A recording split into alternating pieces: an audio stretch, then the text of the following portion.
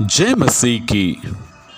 आप सबों को मन्ना आत्मिक आहार में स्वागत है। यीशु मसीह के दूसरे आगमन के समय बाइबल कहता है, सूर्य अंधेरा हो जाएगा, चांद का प्रकाश जाता रहेगा और तारे आकाश से गिर पड़ेंगे। क्या है इसका मतलब? क्या संसार का अंत हो जाएगा? क्या वास्तव में सूरज, चंद्रमा, तारे अपने प्रकाश खो देंगे? क्या है इसकी सच्चाई? आइए इस वीडियो में हम लोग चर्चा करेंगे और जानेंगे बाइबल की गहरी सच्चाइयों को। मत्ती 24 का 29 से 31 तक। उन दिनों के क्लेश के बाद तुरंत सूर्य अंधेरा हो जाएगा और चांद का प्रकाश जाता रहेगा और तारे आकाश से गिर पड़ेंगे और आकाश की शक्तियां हिलाई जाएंगी। तब मनुष्य के पुत्र का चिन्ह आकाश में दिखाई देगा और तब पृथ्वी के सब कुलों के लोग छाती पीटेंगे और मनुष्य के पुत्र को बड़ी सामर्थ्य और ऐश्वर्य के साथ आकाश के बादलों पर आते देखेंगे। यह एक भविष्यवाणी है जो यीशु मसीह के दूसरे आगमन के समय पर पूरा होगा। और इस भविष्यवाणी को यीशु मसीह ने स्वयं कहा है।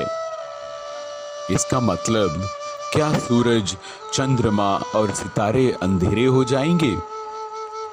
वास्तव में डरावना है और आप और हम नहीं चाहेंगे कि उस समय हम जीवित रहें और इस डरावना और भयावह चीज को देख सकें। बाइबल की कुछ भविष्यवाणियों को शाब्दिक रूप से समझना चाहिए, जबकि कुछ को रूपक के रूप में समझने की आवश्यकता है। पवित्र आत्मा परमेश्वर हम सबों को सहायता करें, जिससे हम इस गहरी सच्चाई को जान सकें, ताकि हम मसीह के करीब जा सकें। आइए पुराने नियम में योएल की इसी प्रकार की भविष्यवाणी को देखें। योएल 2 का 31। यहोवा के उस बड़े और भयानक दिन के आने से पहले सूर्य अंधियारा होगा और चंद्रमा रक्त सा हो जाएगा। योएल नबी की यह भविष्यवाणी यीशु मसीह के पहले आगमन के समय पूरी हुई थी। इस पद में लिखा है कि उस भयानक दिन सूरज और चांद अंधकारमय हो जाएगा। भयानक दिन का अर्थ है हमारे प्रभु यीशु मसीह का पहला आगमन। क्या उस समय वास्तव में सूरज और चंद्रमा अंधकार हुआ? ऐसा नहीं हुआ था और ना ही धरती का अंत हुआ था। तो फिर यह भविष्यवाणी कैसे पूरी हुई? आइए इसे समझने का प्रयास करते हैं। उत्पत्ति ग्रंथ 37वां अध्याय 9 से 11 तक के वचन। फिर उसने एक और स्वप्न देखा और अपने भाइयों से उसका भी यूं वर्णन किया। सुनो, मैंने एक और स्वप्न देखा है कि सूर्य और चंद्रमा और 11 तारे मुझे दंडवत कर रहे हैं। यह स्वप्न का उसने अपने पिता और भाइयों से वर्णन किया। तब उसके पिता ने उसको डांट कर कहा, यह कैसा स्वप्न है जो तूने देखा है? क्या सचमुच मैं और तेरी माता और तेरे भाई सब जाकर तेरे आगे भूमि पर गिरकर दंडवत करेंगे? उसके भाई तो उससे डाह करते थे, पर उसके पिता ने उसके उस वचन को स्मरण रखा। यह स्वप्न यूसुफ के द्वारा देखा गया था और जिसका वर्णन अपने पिता याकूब से वो करता है। और हम सब जानते हैं यह स्वप्न कैसे पूरा हुआ। याकूब और उसका सारा परिवार मिस्र देश जाते हैं और वहां पर यूसुफ के सामने दंडवत उनको करना पड़ता है। लेकिन गौर करने की बात यह है, सूरज, चंद्रमा और तारे इस वचन के अनुसार कौन है? सूरज है याकूब, चंद्रमा उसकी पत्नी और तारे उनके 12 बच्चे हैं। उत्पत्ति 49:28। इस्राएल के 12 गोत्र ये ही हैं और उनके पिता ने जिस जिस वचन से उनको आशीर्वाद दिया वे ये ही हैं। एक एक को उसके आशीर्वाद के अनुसार उसने आशीर्वाद दिया। याकूब के 12 पुत्र इस्राएल के 12 जातियां बन गए। इस प्रकार सभी यहूदी इन्हीं 12 जातियों से उत्पन्न हुए। उनके नस्लों में अब्राहम का रक्त भी है। यहूदियों को इस्राएल कहा गया है, लेकिन बाद में वे अपनी अपनी परंपराओं, शिक्षाओं और शास्त्रों की व्याख्याओं के आधार पर अलग अलग समूहों में बट गए, जैसे कि सदुकियों, फरीसियों, एस्सियों और जेलस। मत्ती 23:23।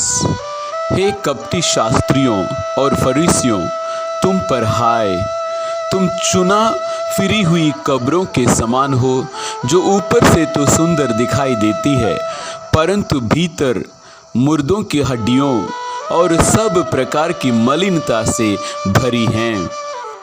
यूहन्ना 8:44 में कहते हैं, तुम अपने पिता शैतान से हो और अपने पिता की लालसाओं को पूरा करना चाहते हो।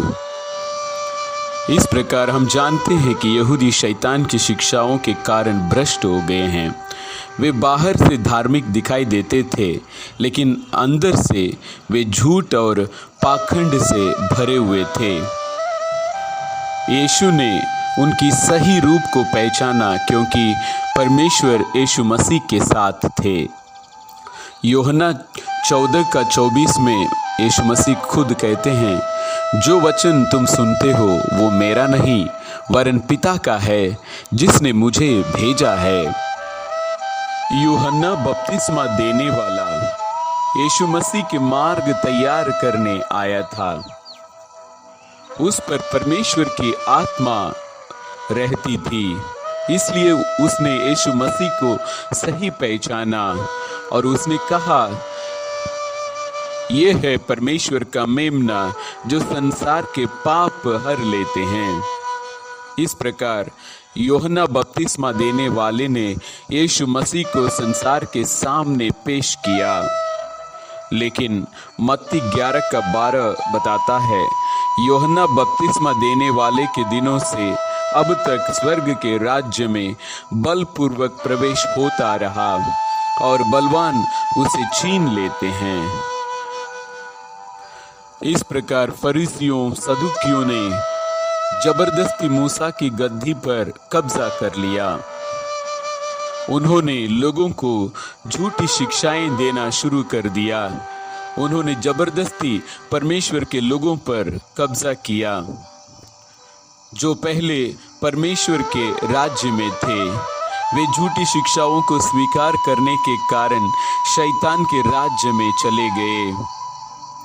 और दुख की बात यह है, चुने हुए लोगों ने परमेश्वर को धोखा दिया और शैतान की शिक्षाओं को पालन किया। यूहन्ना बपतिस्मा देने वाला और उनके चेले भी इन फरीसियों के साथ मिल जाते हैं। इस प्रकार इज़राइल के 12 गोत्र जो तारे कहे जाते थे, शैतान की शिक्षा को ग्रहण करने के कारण वे अभी अंधेरे में चले जाते हैं। उनके पास परमेश्वर की ज्योति न रहा। इस प्रकार योएल की भविष्यवाणी यहाँ पर पूरी होती है। जो तारे प्रकाश फैलाने के लिए थे वे अंधकार के पुत्र और पुत्रियां बन गए। वे अंधकारमय हो गए और धरती पर गिर गए। यीशु के पहले आगमन पर भौतिक सूर्य, चंद्रमा और तारों ने अपनी रोशनी नहीं खोई, अर्थात उनका अंत नहीं हुआ। इसके बजाय इस्राएली जो तारे थे झूठी शिक्षाओं के कारण अंधकारमय हो गए। भौतिक इस्राएल का युग समाप्त हो गया। आइए मत्ती 24 पर वापस आते हैं, जहां यीशु भविष्यवाणी करते हैं कि सूर्य, चंद्रमा और तारे काले हो जाएंगे।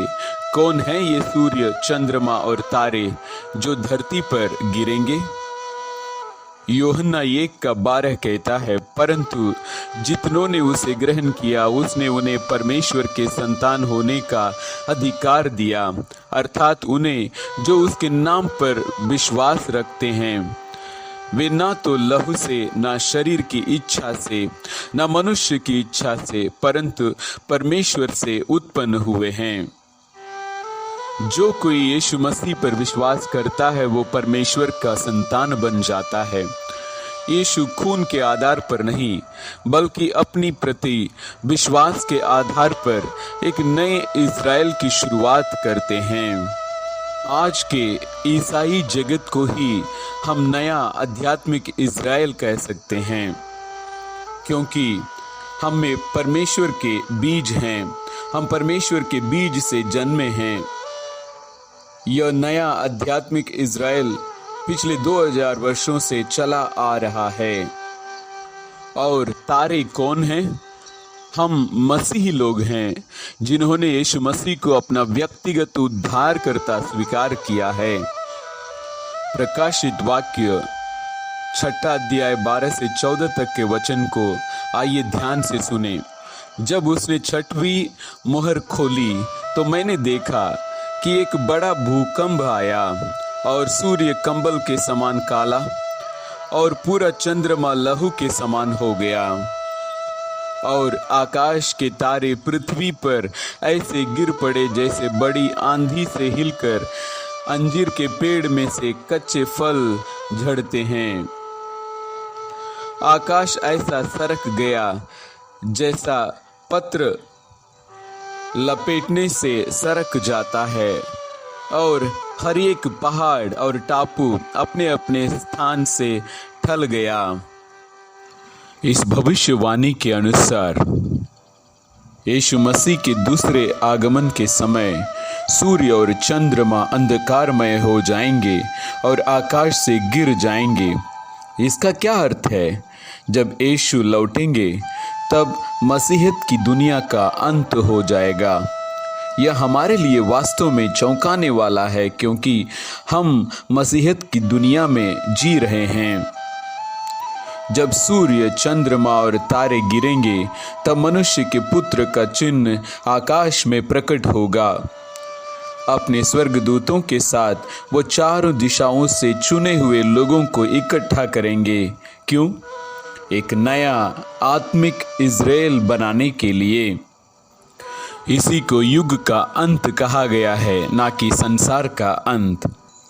यीशु मसीह अपने पहले आगमन के समय फसल नहीं काटी बल्कि स्वर्ग के बीज को बोए। याद कीजिए जंगली घास के दृष्टांत, जहां स्वामी बीज बोता है और शत्रु खेत में जंगली घास बो देता है। सेवक इसकी जानकारी देते हैं और जंगली घास को उखाड़ने की इच्छा व्यक्त करते हैं, लेकिन स्वामी कहते हैं फसल तक प्रतीक्षा करो। उस समय उन्हें उखाड़कर बंडल में बांधकर जला दिया जाएगा। वो समय कब है? यीशु मसीह के दूसरे आगमन के समय। जैसा कि मत्ती 24 का 29 से लेकर 31 में भविष्यवाणी यीशु मसीह ने किया, वो प्रकाशित वाक्य 6 अध्याय 12 से 14 तक में पूरा होते हुए दिखाई देता है। ये सत्य होगा क्योंकि यीशु ने भविष्यवाणी किया है और वो ज़रूर पूरा होगा।